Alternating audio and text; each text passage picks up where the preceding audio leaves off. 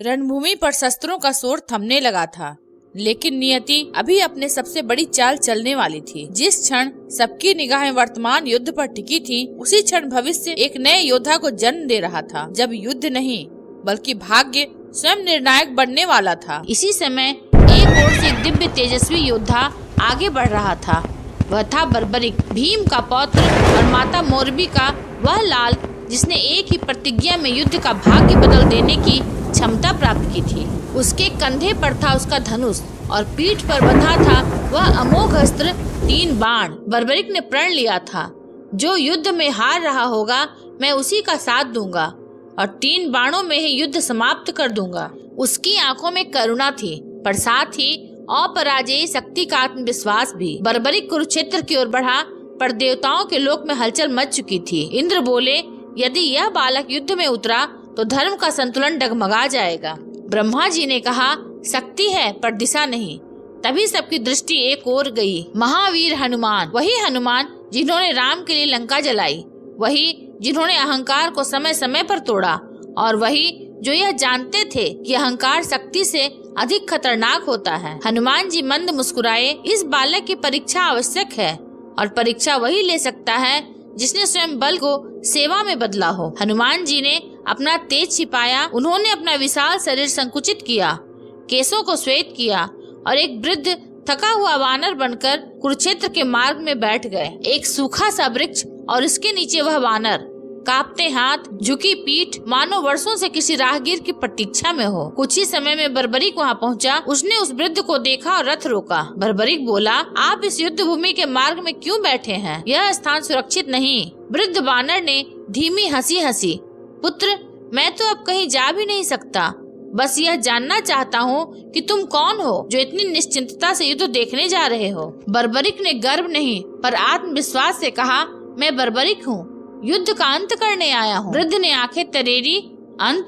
क्या तुम स्वयं को इतना सक्षम मानते हो? बर्बरिक मुस्कुराया, मेरे पास 3 बाण हैं। एक से मैं सभी शत्रुओं को चिन्हित कर दूंगा, दूसरे से अपने पक्ष को, और तीसरे से सबका संहार। वृद्ध वानर ने सिर हिलाया। बड़े भारी शब्द हैं बालक। फिर उसने धीरे से कहा, क्या तुम सच में इतने शक्तिशाली हो? बर्बरिक ने धनुष उठाया, परीक्षा लीजिए। वृद्ध बानर ने पास के पीपल के वृक्ष की ओर देखा। इस वृक्ष की हर पत्ती को अपने बाण से चिन्हित करो, पर ध्यान रहे कोई भी पत्ती छूटनी नहीं चाहिए। बर्बरिक ने मंत्र पढ़ा, एक बाण छोड़ा। वह बाण आकाश में घूमा, हर पत्ती को स्पर्श करता हुआ वापस लौटा। वृद्ध की आंखों में पहली बार चमक आई, अद्भुत। फिर वह बोला, पर एक पत्ती अब भी बची है। बर्बरिक चौंका, असंभव। तभी उसने देखा वृद्ध वानर अपने पूंछ के नीचे एक पत्ती दबाए बैठा था। बर्बरिक ने तुरंत दूसरा बाण उठाया तो यह भी चिन्हित होगी। जैसे ही बाण छोड़ा गया, वह सीधा वृद्ध की पूंछ की ओर गया। बर्बरिक घबरा गया, रुकिए, पर बाण रुक नहीं सकता था। तभी वृद्ध वानर ने हंसते हुए पूंछ हटाई और बाण भूमि में गिर पड़ा। वृद्ध बोला, बल तो है, पर क्या विवेक भी है? बर्बरिक पहली बार मौन हुआ। वृद्ध वानर धीरे धीरे खड़ा हुआ। बर्बरिक के हृदय में पहली बार संशय जागा। वृद्ध ने कहा, कल आना, तब तुम्हारी असली परीक्षा होगी। और यह कहकर वह वृद्ध वानर वन में विलीन हो गया। बर्बरिक रात भर सो नहीं सका। उसकी शक्ति अडिग थी, पर मन में पहली बार प्रश्न उठा, क्या मैं केवल युद्ध जीतने आया हूँ या धर्म समझने?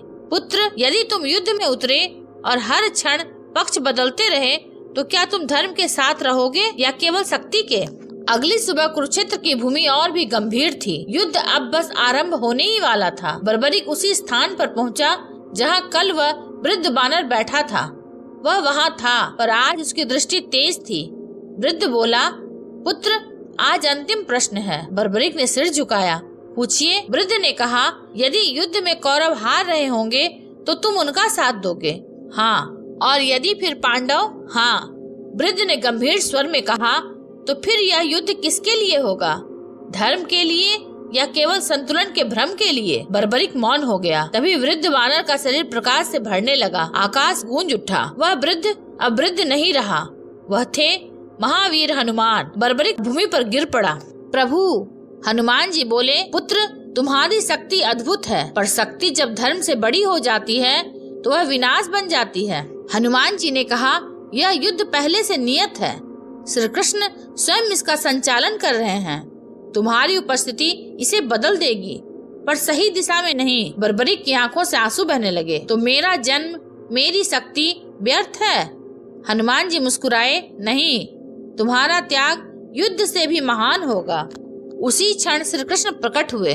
श्री कृष्ण ने कहा, बर्बरिक, क्या तुम मुझे अपना शीश दान दोगे? बर्बरिक ने बिना क्षण भर सोचे, यह मेरे जीवन का सबसे बड़ा सौभाग्य होगा। उसने अपना मस्तक अर्पित किया। श्री कृष्ण ने वर दिया, तुम इस युद्ध को देखोगे और कलयुग में तुम्हारी पूजा होगी, खाटू श्याम के रूप में। हनुमान जी ने बर्बरिक के शीश को अपने हाथों में लिया। पुत्र, तुमने सिद्ध कर दिया। सबसे बड़ी शक्ति है समर्पण। आकाश में शंखनाद हुआ, देवता नतमस्तक हो गए और कुरुक्षेत्र ने एक ऐसा त्याग देखा जो युद्ध से भी बड़ा था। अगर आपको यह वीडियो अच्छा लगा हो तो इसे लाइक, हाइप और सब्सक्राइब अवश्य करें। धन्यवाद।